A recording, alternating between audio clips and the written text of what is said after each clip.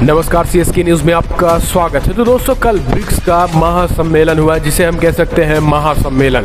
13वें BRICS सम्मेलन की अध्यक्षता प्रधानमंत्री नरेंद्र मोदी ने की।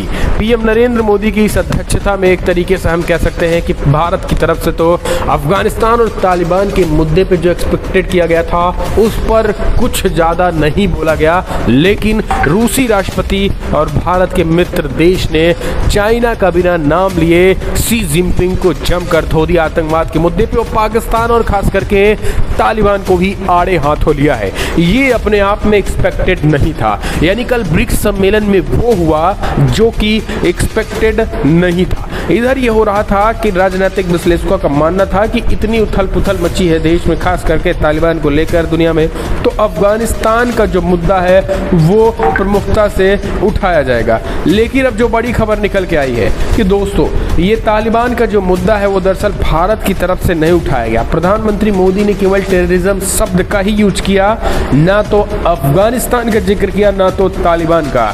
लेकिन आपको बता दें कि पुतिन ने शी जिनपिंग के माथे पे पसीना तब ला दिया जब अफगानिस्तान, तालिबान, आतंकवाद और उनके सरपरस्तों पर सीधा सीधा हमला पुतिन ने बोलना शुरू किया। जी हाँ, दरअसल प्रधानमंत्री मोदी गुरुवार को 13वें ब्रिक्स सम्मेलन को संबोधित किया। इसमें सभी ब्रिक्स देशों के राष्ट्राध्यक्ष वर्चुअली जुड़े। पीएम ने इससे संसाधनों के साझा इस्तेमाल पर जोर दिया और साथ ही आतंकवाद के खिलाफ मिलकर लड़ने की बात कही। हालांकि पीएम मोदी ने सबसे पहली शुरुआत चाइना के राष्ट्रपति शी से की। पीएम मोदी ने सबसे पहले आमंत्रित बोलने के लिए शी जिनपिंग को किया, जिसके बाद शी जिनपिंग बोलना शुरू की और प्रधानमंत्री मोदी का आभार जताया। लेकिन चाइना के राष्ट्रपति शी जिनपिंग ने जब मुद्दा शुरू किया तो वही रटा रटाया जो चीज पहले से ही एक्सपेक्टेड थी कि भाई शी जिनपिंग जो है इतना ही बोलेगा, उतना ही उसने बोला और फ्यूचर के लिए काम साथ करने की बात जरूर उसने कही। चीनी राष्ट्रपति शी जिनपिंग ने जो कुछ मुद्दा उठाया वो समझिए। उन्होंने कहा यह ब्रिक्स की 15वीं एनिवर्सरी, पिछले 15 साल में हमने राजनीतिक विश्वास बढ़ाया है और कूटनीतिक बातचीत को बढ़ाया है। हमने एक दूसरे से बातचीत का मजबूत रास्ता निकाला। हमने कई क्षेत्रों में प्रगति की। हम अपने साझा विकास के साथ यात्रा कर रहे हैं। जिनपिंग ने कहा इस साल की शुरुआत से हमारे सहयोगी देश महामारी से उबरने की कोशिश कर रहे हैं। कई क्षेत्रों में हमने प्रगति भी की। ब्रिक्स के फ्यूचर के लिए हम मिलकर काम करेंगे और हम अपनी चुनौतियों से निपटेंगे। इसके साझा संसाधनों के लिए आधार पर रणनीति बनाई जाएगी और ब्रिक्स के भविष्य को भी मजबूती मिलेगी। तो ये चीजें जिनपिंग ने कही हैं। लेकिन दोस्तों, शी जिनपिंग का ये कहना और कथनी और करनी, चाइना के कथनी और करनी में कितना अंतर है ये आपसे बताने की ज़रूरत नहीं है। लेकिन अब उसके बाद दोस्तों साउथ अफ्रीका के राष्ट्रपति ने संबोधित किया। लेकिन यहाँ पर साउथ अफ्रीका के राष्ट्रपति रामाफोसा ने जो बातें कही वो भी वही कोरोना और पैंडेमिक को लेकर ज़्यादा जोर दिया। उन्होंने भी टेररिज्म को लेकर कुछ नहीं किया।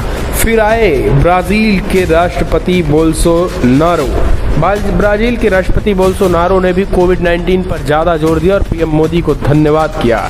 लेकिन अब उसके बाद प्रधानमंत्री मोदी ने शेर मित्र रशिया को बुलाया, जहां पर रशिया के राष्ट्रपति व्लादिमीर पुतिन से जो एक्सपेक्टेड नहीं था वो चीज़ें उन्होंने उस मुद्दे में उठाया और उन्होंने जमकर सीधा सीधा अफगानिस्तान के मुद्दे को अमेरिका पर सीधा हमला बोलते हुए बता दिया कि अमेरिका का सेना निकालने का जो फैसला था ये सबसे खतरनाक और सबसे खराब डिसीजन है अब तक का अमेरिका के इतिहास में। तो ये अपने आप में समझिए कि अमेरिका के इतिहास में, यानी रशिया, जब पुतिन का ये स्टेटमेंट निकल के आया कि अमेरिकी सेनाओं को अफगानिस्तान से निकालना ये अमेरिका की सबसे बड़ी भूल है, तो अब आप समझ सकते हैं आगे की बातचीत क्या है। कि इस बात को आप समझ सकते हैं कि रशिया सीधा सीधा अफगानिस्तान में तालिबान का विरोध कर रहा है। अब आपको इससे और कुछ ज़्यादा बताने की जरूरत नहीं है। लेकिन इसके बाद जो स्टेटमेंट रूसी राष्ट्रपति ने दिया वो भी अब सिलसिलेवार तरीके से सुन ही लीजिए। फिर हम आपको बताएंगे कि पीएम मोदी ने क्या कुछ मन से कहा और कैसे शी जिनपिंग पर सीधा सीधा हमला बोला और शी जिनपिंग मुंह छिपाते नजर आए, वो भी समझिए। दरअसल आपको बता दें कि रूस रूसी राष्ट्रपति व्लादिमीर पुतिन ने जो कुछ कहा है वो अपने आप में अहम है। रूस के राष्ट्रपति व्लादिमीर पुतिन ने अफगानिस्तान संकट पर बड़ा हमला बोला और उन्हें सीधा सीधा अमेरिकी सेनाओं के हटने को जिम्मेदार ठहराया। उन्होंने कहा कि अमेरिका और उनके सहयोगियों के अफगानिस्तान से जाने की वजह से ये नया संकट खड़ा हुआ है। अभी भी ये साफ नहीं है कि इसमें रीजनल और ग्लोबल सिक्योरिटी पर क्या असर पड़ेगा। यह भी वेट एंड वॉच की भूमिका में है। यानी रूस ने स्पष्ट किया कि अभी हम तालिबान को मान्यता या तालिबान का समर्थन नहीं कर सकते हैं और अभी हम तालिबान का खुलकर विरोध भी नहीं कर सकते। इस पर भी उन्होंने जोर दिया। उन्होंने कहा कि अभी कुछ कहना ठीक नहीं है, लेकिन एक बात कहना यह ठीक है कि अमेरिका अपनी सेनाओं को हटाकर गलत किया है। और अफगानिस्तान में तालिबान और आतंकवाद का मुद्दा भी उन्होंने उठाया और कहा है कि इनके जो सरपरस्त हैं, खास करके चाइना या पाकिस्तान पर उन्होंने सीधा सीधा हमला बोला और कहा है कि उन्हें एक खामियाजा भुगतना पड़ेगा। अब दोस्तों, राजनीतिक विश्लेषकों का जो मानना है कि भाई रशिया इतनी तरीके से क्यों खींचा हुआ है। दरअसल रशिया का जो स्टेटमेंट निकल के आया दोस्तों, 5 से 7 मिनट के भाषण में रूसी राष्ट्रपति व्लादिमीर पुतिन ने 1 मिनट तक अफगानिस्तान को दिया और 1 मिनट तक आतंकवाद पर बोले, 1 मिनट तक उन्होंने अमेरिका को धोया। तो इसका क्या मतलब है कि क्या अमेरिका को वो टारगेट करना चाहते हैं या फिर वाकई में उनकी चिंता तालिबान, अफगानिस्तान और आतंकवाद है। अब आप इस बात से समझिए, दरअसल उनकी टारगेट अमेरिका नहीं, उनकी असल चिंता जो राजनीतिक विश्लेषकों का मानना है वो आतंकवाद है। क्योंकि दोस्तों अभी तक रशिया आतंकवाद को लेकर शायद ही सुना था, लेकिन अब उसे देखने को भी मिल रहा है। क्योंकि अफगानिस्तान की सीमा रशिया से सटी है। रूस से सटे होने की वजह से बड़े पैमाने पर जो शरणार्थी के रूप में रूस में घुस रहे अफगानी हैं, उसको लेकर रूस की चिंता बढ़ गई है। तो रूस को भी अब चिंता सता रही है कि अगर हम अमेरिका के निकलने की वजह से अगर हम रूस के तालिबानियों से भिड़े तो फिर उनका जो भविष्य है उसी आतंकवाद में उलझ कर रह जाएगा और अपने आप को सुपर बनाने की जो होड़ में रशिया लगा है वो उसकी जो सपना है वो चूर चूर हो जाएगा।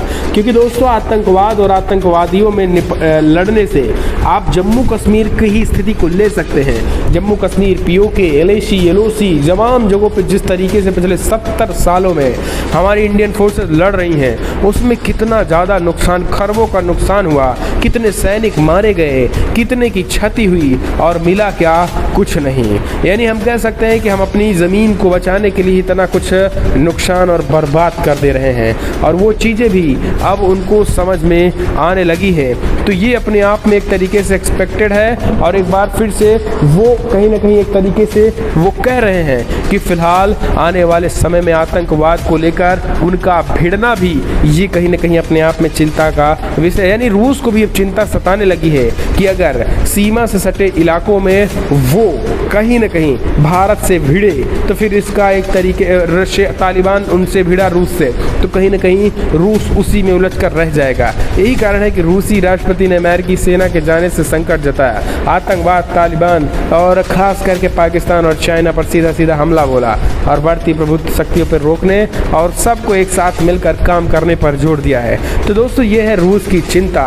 क्योंकि 2 दिन पहले ही अभी रूस के एनएसए भारत के पास आए और उनसे मुलाकात की, क्योंकि रूस को भी इस बात का अंदाज़ा हो गया कि आतंकवाद नाम की भी कुछ चीज़ें हैं और अगर उसमें रशिया पड़ा तो फिर उसकी पूरी की पूरी आने वाला जो भविष्य का इतिहास का जो चैप्टर आने वाला फ्यूचर है वो बर्बाद होने वाला है। इस वजह से रूस के माथे पे चिंता है। तो दोस्तों फिलहाल बड़ी खबर में इतना ही, लेकिन जिस तरीके से ब्रिक्स में प्रधानमंत्री मोदी ने भी चाइना को लेकर बड़ा हमला बोला, आतंकवाद का मुद्दा उठाया, उसे आप कैसे